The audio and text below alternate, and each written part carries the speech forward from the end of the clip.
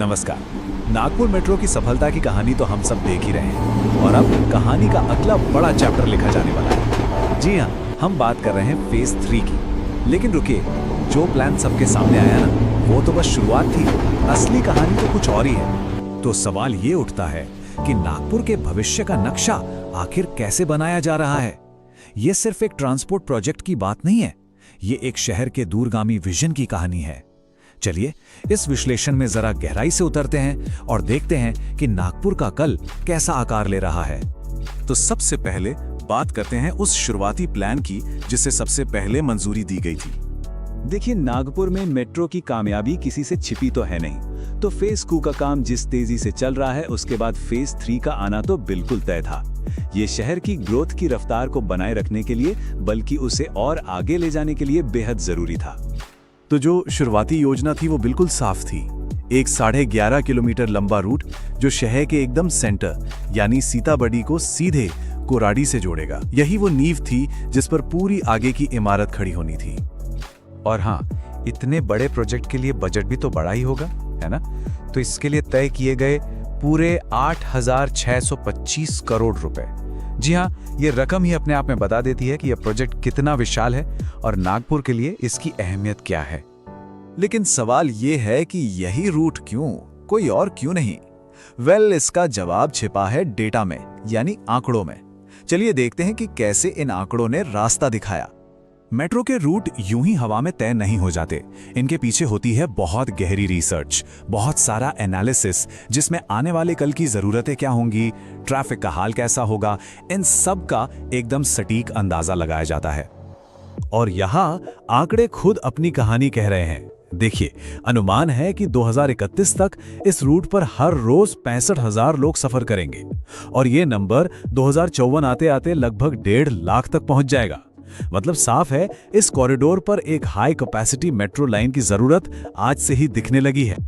महामेट्रो के एक सीनियर अधिकारी ने भी यही बात कही। उन्होंने साफ किया कि यह फैसला पीक आवर्स, मतलब जब ट्रैफिक सबसे ज्यादा होता है, उस समय को ध्यान में रखकर लिया गया है। सीधी सी बात है, मेट्रो वहां चलेगी जहां उसकी जरूरत सबसे ज्यादा होगी। और अब यहीं पर कहानी में एक बहुत ही दिलचस्प मोड़ आता है। जब शुरुआती प्लान फाइनल हो ही रहा था, तभी एक और भी बड़ा विजन सामने आ गया।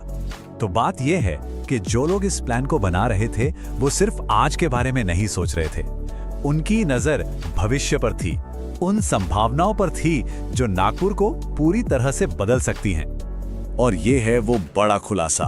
प्लान अब सिर्फ कोराडी तक का नहीं था। नहीं, इसे शहर के दूसरे सिरे पर मौजूद एक बहुत बड़े इंडस्ट्रियल सेंटर बूटीबोरी तक ले जाने का फैसला हुआ। ये कोई छोटा मोटा बदलाव नहीं था, ये तो एक जबरदस्त गेम चेंजिंग एक्सपेंशन था। तो ये नया लंबा रूट आखिर जोड़ेगा किस किस को? चलिए समझते हैं। पहला, कोराडी, जैसा कि पहले प्लान किया गया था। दूसरा, भविष्य का न्यू नागपुर टाउनशिप। और तीसरा और सबसे अहम, बूटीबोरी इंडस्ट्रियल एरिया। तो ठीक है, प्लान बहुत बड़ा है, लेकिन इस विशाल योजना का नागपुर शहर और यहां रहने वाले लोगों की जिंदगी पर आखिर असर क्या पड़ेगा? इसका असर बहुत गहरा होने वाला है। सोचिए, शहर का दिल एक बड़े इंडस्ट्रियल हब से जुड़ जाएगा।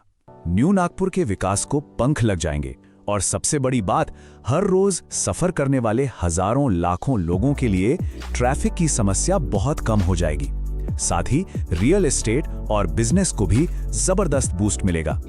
तो ये प्रोजेक्ट सिर्फ कनेक्टिविटी बढ़ाने के लिए नहीं है, ये नागपुर की उस बड़ी महत्वाकांक्षा का हिस्सा है जहां वो खुद को दिल्ली और मुंबई जैसे बड़े मेट्रो शहरों की लीग में खड़ा देखना चाहता है। तो अब आगे क्या?